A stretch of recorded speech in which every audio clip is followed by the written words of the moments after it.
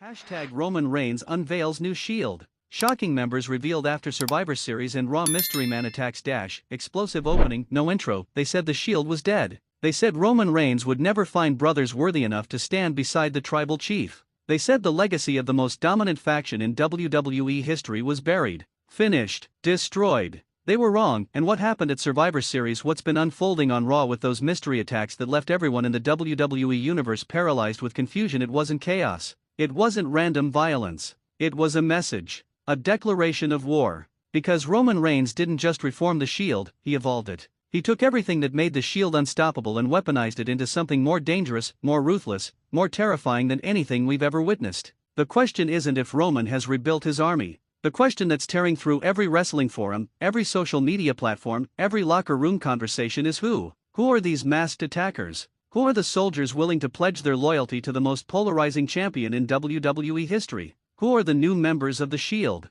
And I'm about to blow the doors off this entire story. Because the reveals? The identities behind those tactical vests and those devastating ambushes? When you find out who Roman has recruited into his ranks, your jaw will drop. Your mind will explode. And you'll finally understand why everyone in WWE should be absolutely terrified right now. This isn't just a faction reformation. This is a hostile takeover. This is Roman Reigns declaring that his reign of terror has only just begun. So buckle up, because what I'm about to reveal will change everything. Act 1, the foundation crumbles. Let's rewind the tape. Let's go back to where this all started falling apart. The Shield. Seth Rollins, Dean Ambrose, Roman Reigns. Three brothers who stormed through WWE like a tactical nuke, demolishing everything in their path. They didn't just change the game, they rewrote the rulebook. Every major star, every championship holder, every legend who stood in their way got destroyed by the hounds of justice. But all empires fall. All brotherhoods fracture. Seth Rollins, the architect, the golden boy, the one who was supposed to be loyal until the very end, he drove that chair into Roman's back and shattered the foundation. He chose ambition over brotherhood. He chose himself over family. And that betrayal? That moment when Seth cashed in at WrestleMania 31 and walked out as champion while Roman lay broken in the ring? That moment created the Roman Reigns we see today. Dean Ambrose left, became John Moxley, and went to find himself elsewhere. The Shield was officially dead. Roman was alone. And for years, he carried that weight. He became the tribal chief not just of his family, but of WWE itself. He dominated. He crushed. He conquered everyone put in front of him. But here's what nobody realized. Roman never forgot what it felt like to have brothers watching his back. He never forgot the power of a unified front. The bloodline gave him that for a while. GUSO, Jimmy USO, Solo Sikoa, even Sami Zayn for that beautiful, chaotic moment. But the bloodline was family by blood. The Shield? That was family by choice. That was brothers forged in battle. And Roman knew that if he could recreate that brotherhood, that unity, that unstoppable force, but this time with soldiers who would never betray him, who understood that loyalty to the tribal chief meant everything, he could become untouchable. So he started planning, watching, recruiting, and then Survivor Series happened.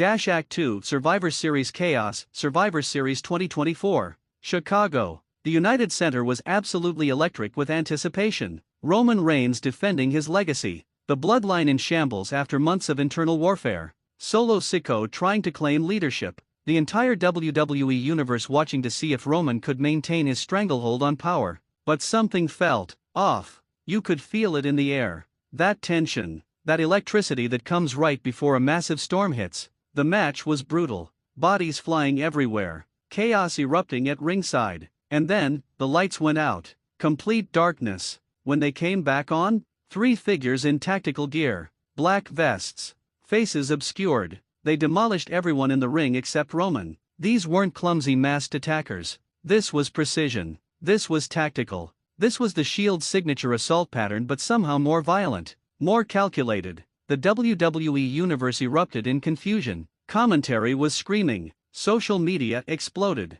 Who were these men? Roman stood in the center of the ring, and for the first time in months, he smiled. Not a cocky smirk. A genuine smile. Because he knew. This was his doing. This was his army. The mystery men disappeared into the crowd before security could even react. No explanations. No reveals. Just destruction and questions. Quick question for you, in that moment, who did you think was under those masks? Drop your first guess in the comments right now. I want to know if anyone saw this coming. Act 3, the Raw attacks begin, but Survivor Series was just the beginning. The following Monday on Raw, Chaos. Backstage segments getting interrupted by tactical assaults. Superstars getting ambushed in parking lots. The same three masked figures, coordinating their attacks with military precision, taking out anyone who had ever stood against Roman Reigns. Drew McIntyre? Destroyed in the parking garage, left laying in a pool of his own regret. Cody Rhodes? Attacked after his match, beaten down in front of the entire WWE Universe.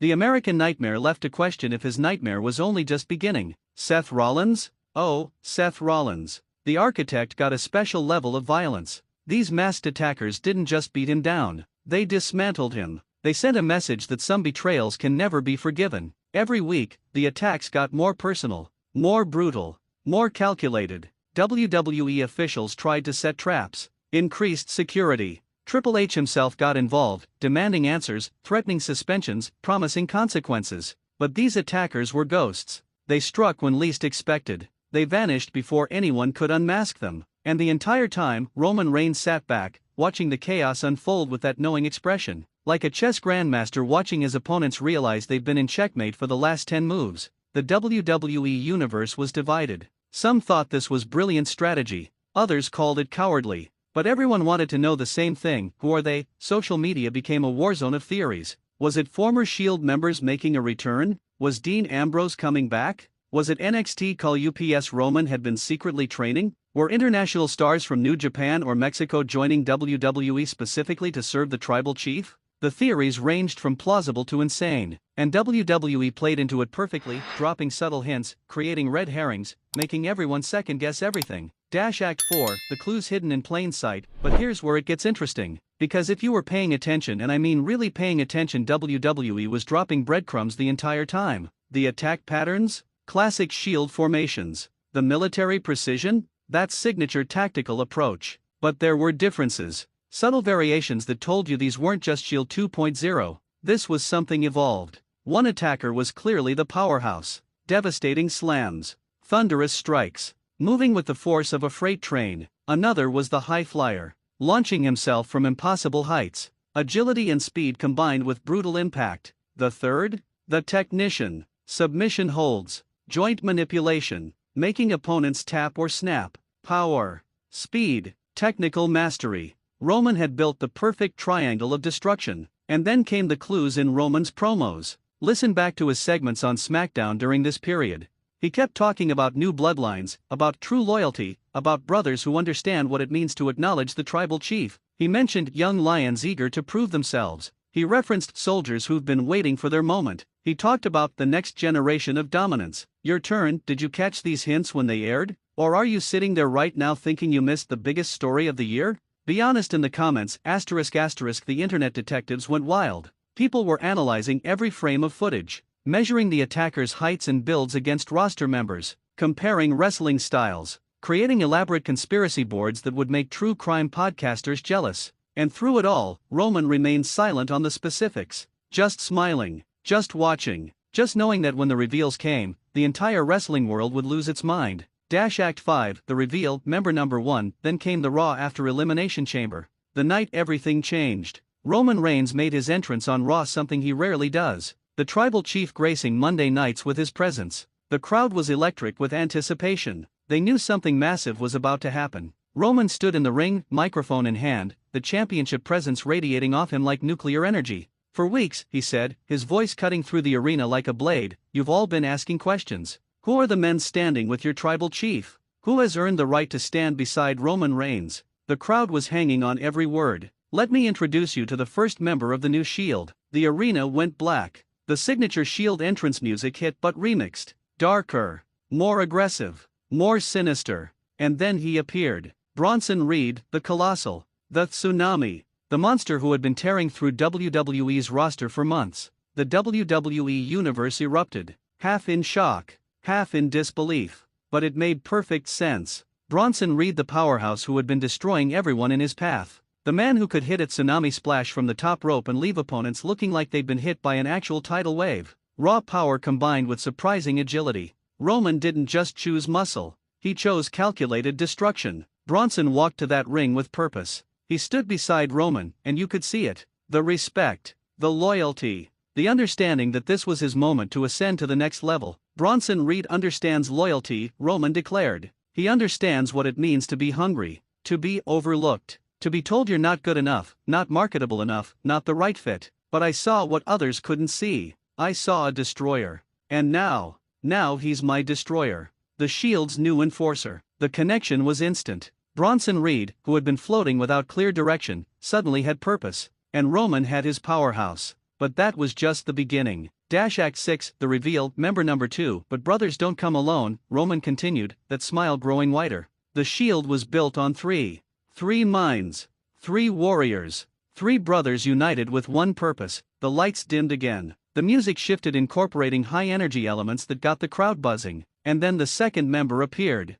Ricochet. Wait. What? The crowd's reaction was pure chaos. Confusion. Shock. Disbelief. Ricochet? The high-flying hero? The fan favorite who represented everything good about wrestling? Joining Roman Reigns? But look deeper. Think about it. Ricochet had been criminally underutilized. Stuck in mid-card hell despite being one of the most talented performers in the world. Passed over for opportunities. Treated like a spot monkey instead of the complete package he actually is. He was frustrated. Angry. And Roman saw that. Roman didn't just offer Ricochet a spot in a faction. He offered him relevance. Importance. A chance to finally be seen as more than just a high flyer. A chance to be a main event player. As Ricochet walked to that ring, you could see the transformation. The way he carried himself. The edge in his expression. This wasn't the smiling, handshaking Ricochet. This was a man who had evolved. Who had accepted that nice guys finish last, but calculated warriors finish first. Speed, Roman announced. Precision. The ability to strike from angles opponents never see coming. Ricochet brings what others can only dream of. And under my guidance? He's not just a high flyer. He's a weapon. The WWE Universe was reeling. 2 reveals. 2 shocking choices. 1 powerhouse. 1 speedster. But the Shield needed 3. Question for you, at this point, were you more shocked by Bronson or Ricochet joining? Who surprised you more? Let me know below. Act 7, the reveal, member number 3, and finally, Roman said, letting the anticipation build to unbearable levels, the third brother. The technician. The man who will make our enemies beg for mercy before I allow him to finish them. The music hit again. Different this time. More technical. More dangerous. The third figure walked through that curtain, and the roof nearly blew off the arena. Chad Gable, the Olympian. The wrestling master. The man who could out-wrestle anyone but had been trapped in comedy angles and dead-end storylines. But not anymore. Chad Gable stripped away the goofy catchphrases and embraced what he'd always been: a killer in the ring. An Olympic-level athlete who could submit you, out-wrestle you, and embarrass you technically before putting you down for good. Roman saw what everyone else overlooked. Chad Gable wasn't just talented. He was lethal when given proper direction. As Chad walked to that ring, you could see the intensity. The focus. This was a man who had finally found where he belonged. Not as comedy relief. Not as a mid-card afterthought. But as 1/3 of the most dangerous faction in WWE. Technical perfection, Roman stated, his voice carrying absolute authority. Chad Gable is what happens when Olympic-level training meets ruthless ambition. He doesn't just beat you. He dissects you. He makes you look foolish before he makes you tap. And now he's one of my brothers. The 3 men stood beside Roman Reigns. Bronson Reed. Ricochet. Chad Gable. Power. Speed. Technical mastery. The new Shield. And the WWE Universe was absolutely losing their minds. Act 8, the genius of the choices, but here's why Roman's choices were brilliant. Absolutely genius-level strategy. He didn't choose established main eventers who might challenge his authority. He didn't recruit former world champions with egos that could fracture the group. He chose hungry wolves. Men who had been overlooked. Men who had the talent but not the opportunity. Men who would see Roman Reigns as the key to unlocking their full potential. Bronson Reed? Monster talent stuck without clear direction. Now he has the tribal chief guiding him toward championship glory. Ricochet? Generational talent treated like a circus act. Now he has the platform to show he's a complete wrestler, not just an athletic showcase.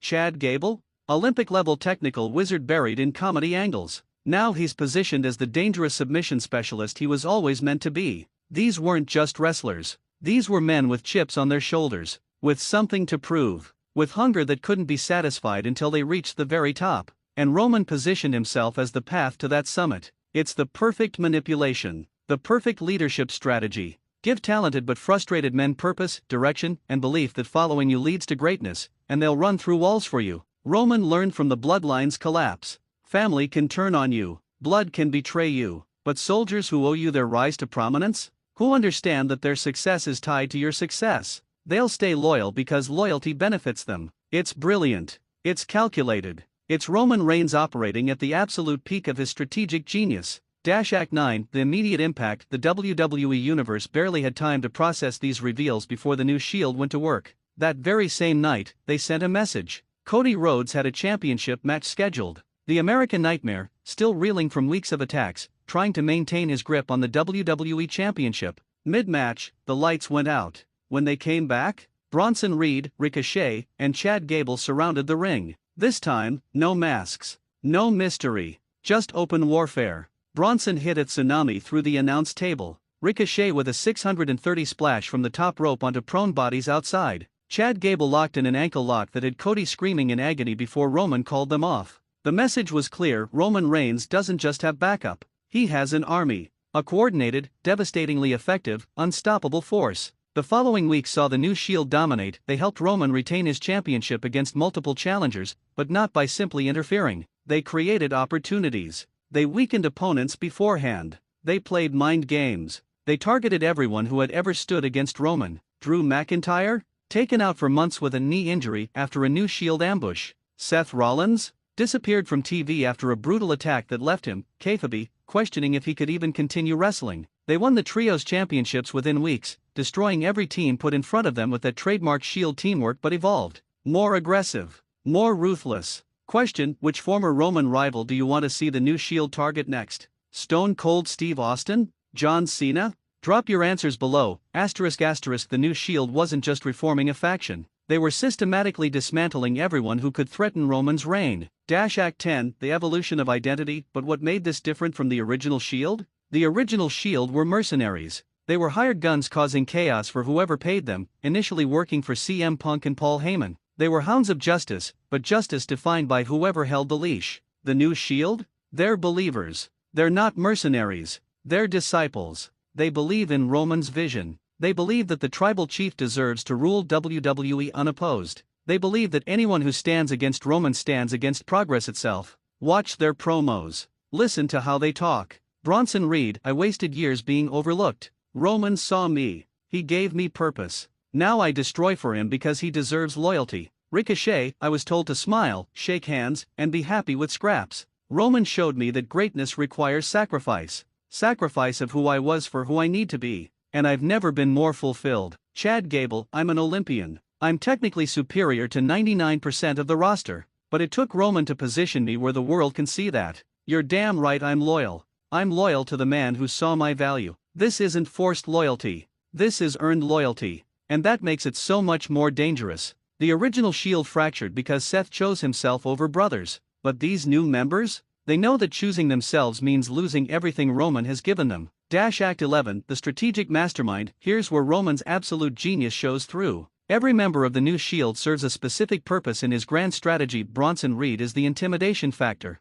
When opponents see 330 pounds of pure destruction heading toward them, they hesitate. That hesitation is what loses matches. Bronson doesn't even need to interfere directly. His presence alters opponent psychology. Ricochet is the wild card. Opponents can't gameplan for him because he attacks from impossible angles. He creates openings that shouldn't exist. He's the chaos element that keeps enemies off balance while Roman maintains his composed, calculating demeanor. Chad Gable is the chess player. He's the one scouting opponents, finding weaknesses, identifying the exact submission hold or counter wrestling technique that will exploit every vulnerability. He's Roman's tactician, his strategic advisor. Together, they cover every possible scenario. Physical dominance? Bronson handles it. Speed and agility? Ricochet matches it. Technical expertise? Chad surpasses it. Leadership and star power? Roman embodies it. There's no weakness in this faction. Every possible challenge has been accounted for. Every potential threat has a counter.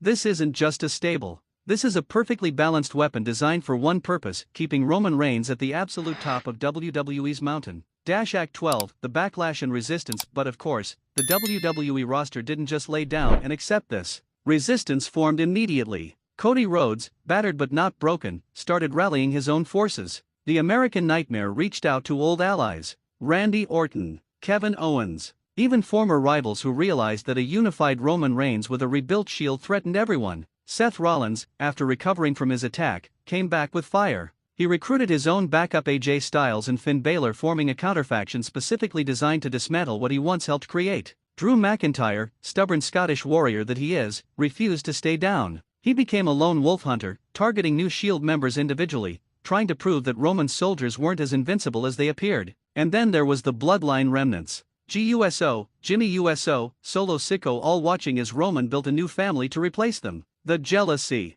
the rage, the feeling of being discarded after years of service. WWE became a war zone of factions: the New Shield, Roman, Bronson, Ricochet, Chad; the Resistance, Cody, Randy, Kevin; the Architects, Seth, AJ, Finn; the Bloodline Outcasts, the Usos, Solo; the Lone Wolves, Drew; others seeking individual glory. Your opinion matters. Which of these groups do you want to see come out on top? Who should ultimately take down Roman and the New Shield? Comment now. ****.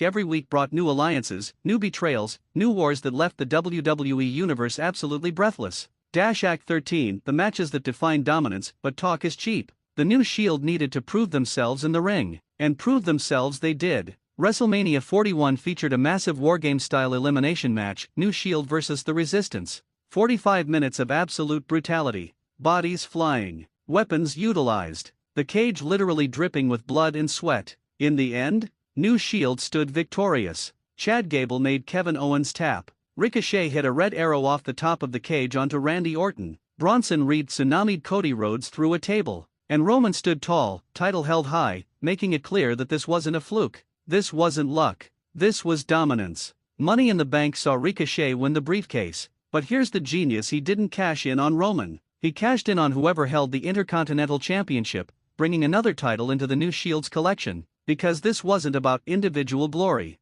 This was about collective dominance. SummerSlam featured Bronson Reed versus Drew McIntyre in a no-holds-barred match that left both men bloody and broken. Bronson won, but barely. It showed that the New Shield members were tough but not invincible. It added layers, vulnerability, humanity to their characters while maintaining their dangerous edge. Every major event featured New Shield prominently. They weren't just Roman's backup dancers. They were stars in their own right, elevated by association with the tribal chief but proving they deserved that elevation. Act 14, the cracks begin to show? But here's where the storytelling gets interesting. Because what happens when everyone succeeds? When everyone's ambitions start getting fulfilled? Subtle tensions began emerging. Ricochet, holding a championship, started getting more opportunities, more spotlight. And sometimes, just sometimes, he seemed to enjoy that spotlight a bit too much. Bronson Reed's dominance made him believe maybe he should be the tribal chief. Not openly. Not yet. But you could see it in his eyes during certain moments. The hunger for more.